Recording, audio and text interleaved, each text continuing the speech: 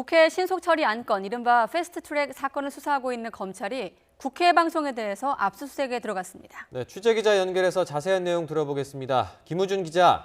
네, 사회부입니다. 네, 압수수색이 오전부터 시작됐는데 아직도 진행되고 있습니까? 네, 서울 남부지방검찰청이 오전 10시쯤부터 시작한 국회 방송에 대한 압수수색은 6시간이 지난 현재도 아직 진행 중입니다.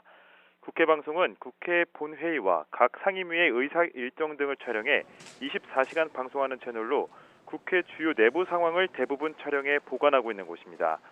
검찰은 압수수색 실시 사실만 공개하고 구체적인 압수수색 대상에 대해서는 밝힐 수 없다고 설명했는데요.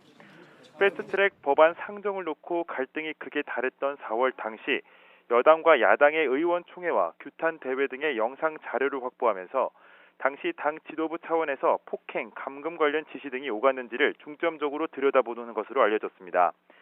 이와 관련해 국회 대변인실은 검찰이 해당 자료를 요청해왔지만 개별 정당 행사 자료이기 때문에 국회 차원에서 제출하기 어렵다고 거절한 사실이 있다고 설명했습니다. 자, 패스트트랙 수사, 장장 6개월 가까이 이어지고 있는 건데 지금까지 진행이 된 수사 상황도 한번 짚어볼까요?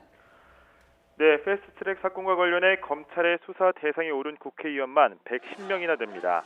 한국당 소속 의원이 60명으로 가장 많고 민주당 39명을 비롯해 바른미래당 7명, 그리고 정의당 3명 순입니다. 검찰은 이 사건을 경찰에서 넘겨받은 뒤 자유한국당을 제외한 여야 의원들에 대한 소환 조사를 진행해 왔는데요.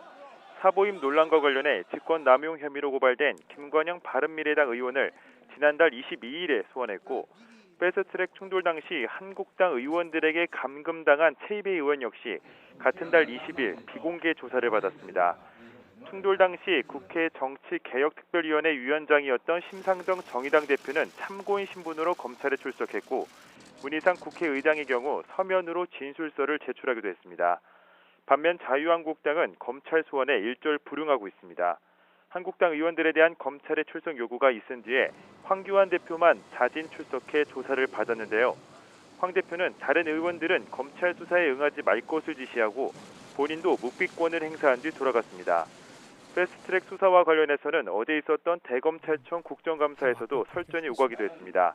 이와 관련해 윤석열 검찰총장은 법과 원칙에 따라서 엄정하게 수사하겠다는 원론적인 답변만 내놨습니다.